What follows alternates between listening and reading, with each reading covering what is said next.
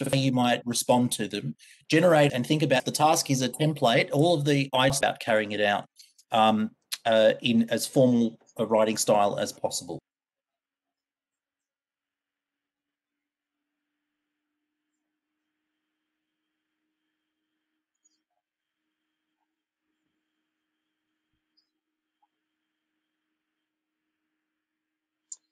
Just I've just hit record, so just to let everyone know, we'll just upload the video. I'm just using Screen-O-Matic, so yeah.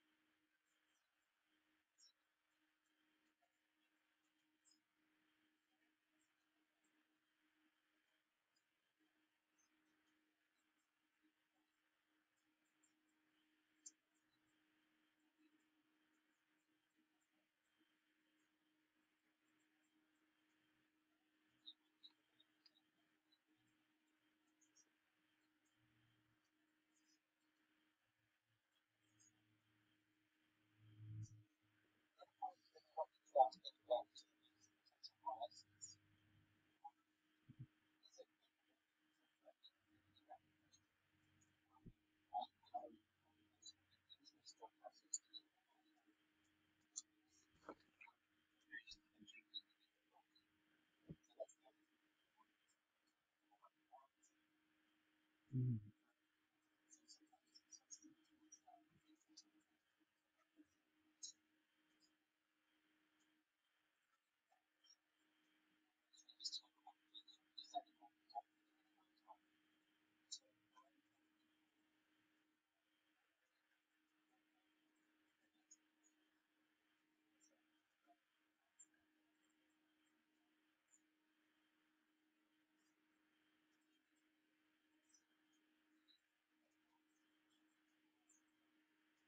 Mm.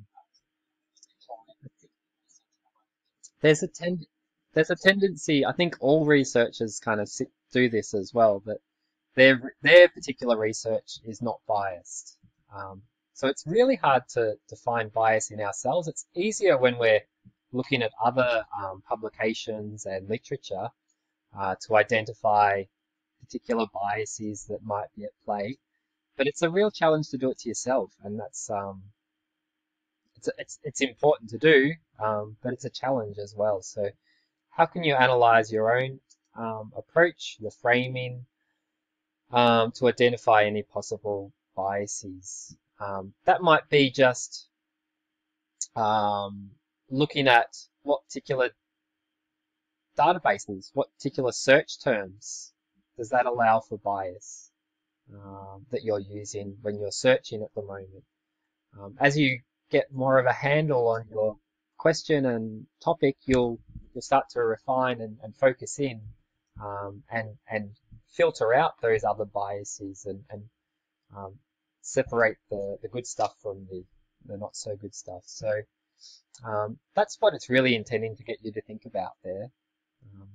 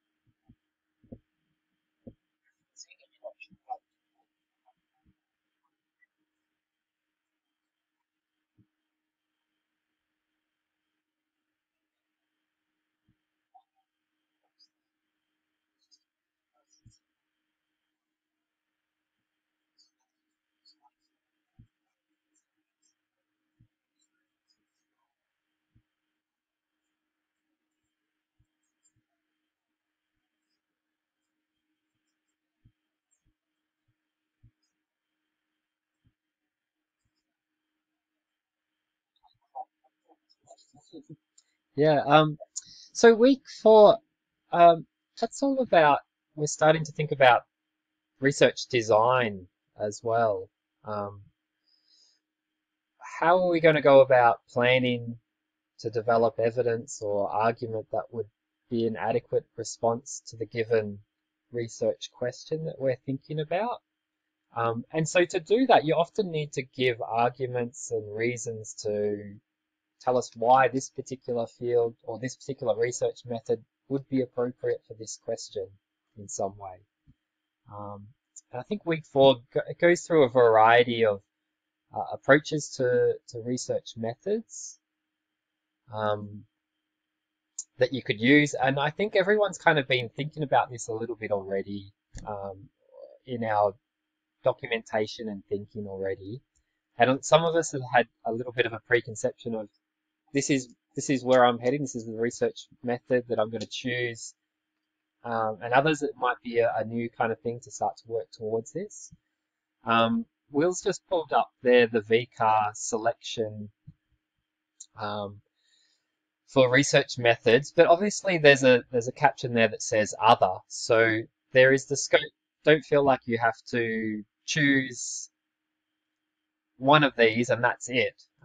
You might choose, for instance, a mixed method, and you might choose a combination of a systematic literature review, but there also might be interview components for some reason, um, and you kind of need that to offset or to check the other method. So often a mixed approach is quite well justified as well. Do people feel confident to be able to select, just looking at this VCAR selection there, do you feel confident to be able to select what it is that your particular research would fall under? Or is there any um, terms that you think would need a bit of unpacking? So there's observation, survey, interview, focus group, experiment. Week four looks a bit closer on the experimental method, designing experiments and things like that. Secondary data source analysis. So that might be you have access to some evidence or written documents that you're going to use. It could be government statistics, um, could be a whole host of things, and that's really going to be where you're going to be analyzing and doing a lot of your research work throughout the year. And then the systematic literature review, which I think we did that. We started to do that last week to come together and start to indicate how we can be really, really systematic in how we're going to eventually present our literature review and how that's going to guide our research. Is anyone selecting any other research approach that's not included here? And that's perfectly okay as well. Yeah, what's our thoughts there? Do you feel confident to select one of those for Tuesday next week? Oh yeah. Oh,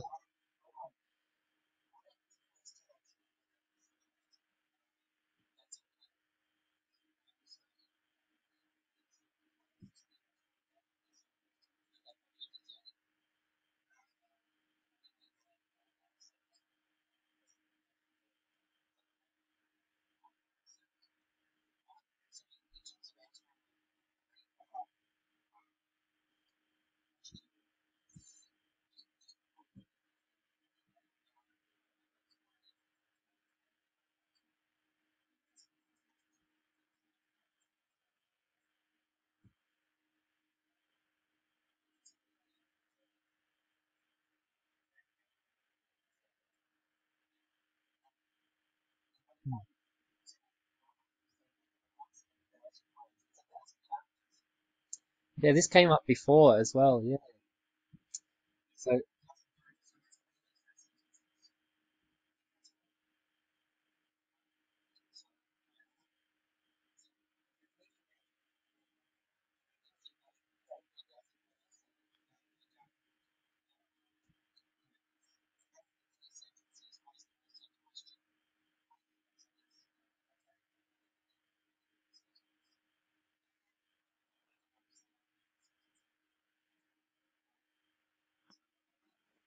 Mm.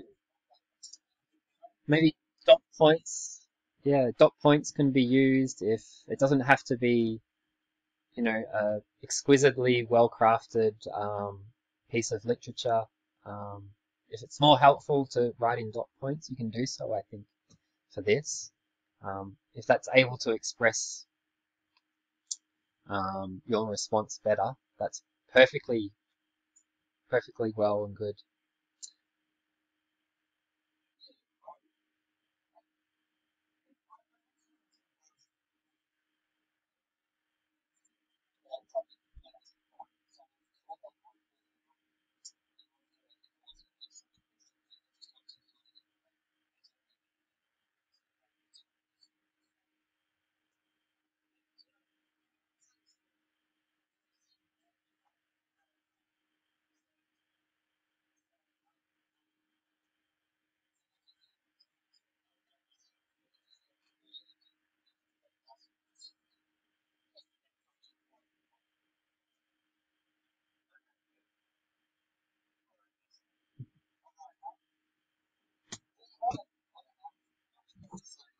Yeah, um, I might run over just the last two questions there, um, on this document. Um, and these are new questions this year, so I guess that caught us a little bit on the hop. And I think Will's mentioned this before, these questions really come into play a little bit later in the stages of research. So I don't think Vika has really got this document aligned with what actually students are up to in the research process. But it's asking you really to jump ahead to week 6, I suppose, of the course and think about um, ethical considerations and codes of conduct that can guide, or guidelines that can guide good research. And it's going to ask you to think about any risks associated with that. And I guess this is really I guess Vico are trying to ensure that all the research is going to be conducted in an ethical manner. And this will be a way for them to flag anything that they see as needing more follow-up, I suppose. Something like experimenting on animals, that would be a red flag for Vika. Or um, going to Saturday night parties and observing drunken behavior from adolescents. Um,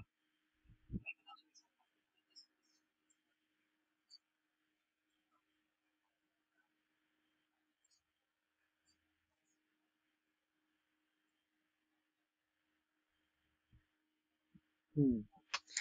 The important thing, I think, also is just to consider there is a particular position of power that the researcher can hold. And obviously, if you've done studies in psychology and other subjects at VCE level, they've probably got an ethical component to it, and it goes into some detail about really, really unethical um, studies that are being conducted. And we can learn a lot from those. And I think the whole body of literature on research has developed a lot, and we've really fine-tuned a lot of our practices and guidelines. So I was going to, oh, Will, if you got that guideline there to pull up, um,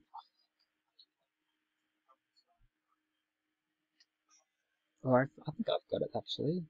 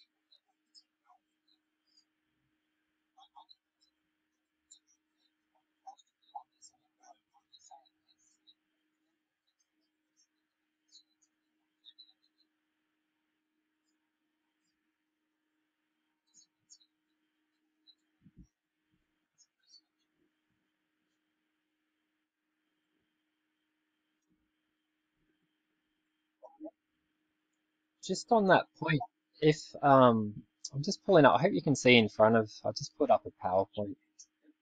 Yeah. If you do, so it's something where you might have human participants, and we just want to, I guess, Vic, I want to see that you're starting to think ahead and starting to plan and think about how you can address the ethical component of this.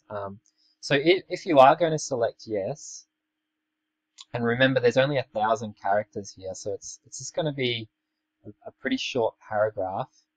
But one way you could start to approach this would be to first just to read that document that Will sent around, the ethical standards. But you want to just pull out and show that you have a working understanding of the values and principles of ethical conduct. So the idea of respect or integrity of the researcher, just even just referencing other people's work is a form of integrity. So you might show that in your response if this is something that you select yes to. You also want to show that you have assessed and planned for risks. You've minimized the risks of the research. And that sounds a little bit more daunting than it actually is. So you want to think ahead, what type of questions do you think you would be asking? How can you design it to not cause foreseeable distress in participants? Will talked a little bit before about asking people about their mental health. Obviously, that can lead to quite distressing situations for human participants. So you want to just show that you've thought about this and you've included this, which is a really bit hard thing to do at this stage because we're not really at that stage a lot of the time. But at the moment, you just want to show that you're able to think about that, I suppose. So you're thinking about the likelihood that this might occur or the severity of harm that may occur. And then you want to thirdly just make some reference to that ethical conduct and show that you're aware of it and show that you're thinking about that as you're planning ahead. I think that would be the three main things that you could start to talk about if you were to select yes in this criteria. Bearing in mind it's 1,000 characters and there's only so much you can write about there. But just if there's any practicalities. So, a mild form of anxiety or inconvenience in an interview or survey is something that does occur. And so, something like ensuring that your participants are fully informed of or forewarned of any discomfort to give them the option to not participate, to feel like there's no pressure to participate. Peer pressure is something that is at play in schools. So you need to approach it in a kind of mature, approach it with some integrity as well, in the way that these research might be conducted, if it is with other humans in surveys or interviews or something like that. I'll jump out of this. I can't see the chat, so I'm just gonna, stop sharing that.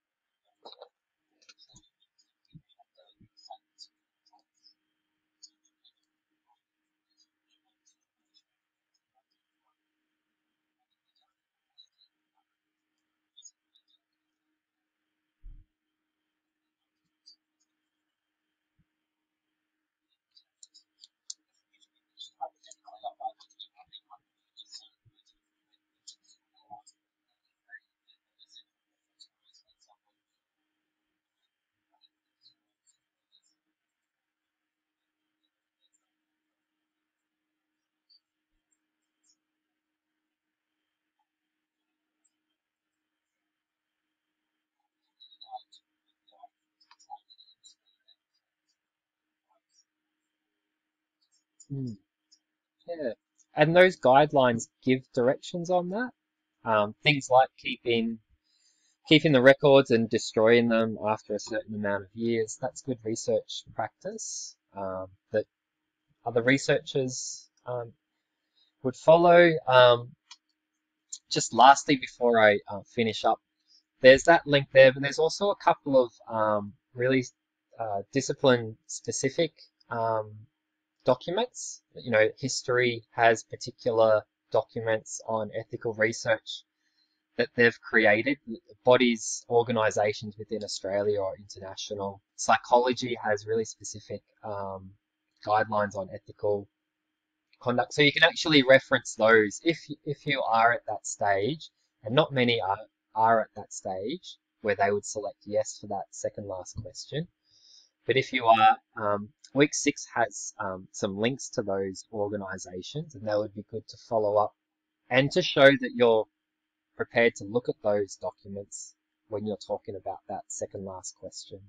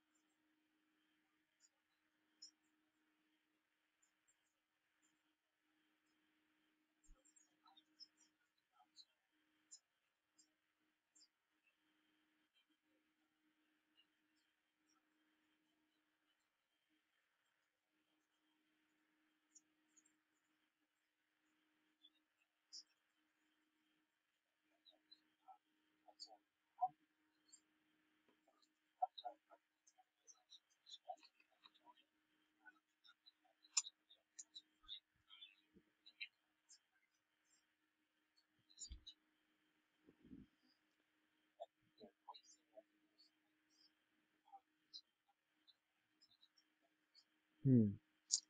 And just lastly, we'll probably sign off soon, but the last question, it's asking you, are there any foreseeable risks to you as the researcher? Um, Really, that's quite negligible. Um, but maybe just have a think about, just in your own mind, do you foresee any um, situations, you know, giving out details to interviewers? How can you separate your boundaries with any participants that you might be interviewing?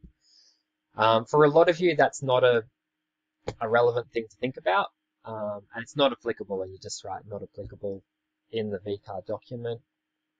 For those that are, you just need to show some that you've thought about that, that you've tried to protect your own well-being as well, and that might just be a matter of just saying, look, where needed, I would, you know, be in contact with school well-being or within teacher professionals where needed. You know, it's just little things like that.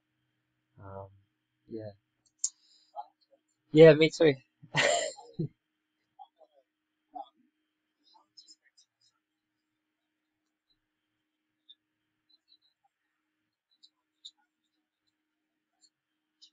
Yeah, yeah, thanks everyone. Same as Will. So if anything, just to reiterate, both of us are pretty available this week. It's a fairly big week, and we want to be here to clarify anything or anything like that. So you should know our details: email or call or set up a video conference. Um, I'm really going to have to close it up. I'm just going to press stop on the recording.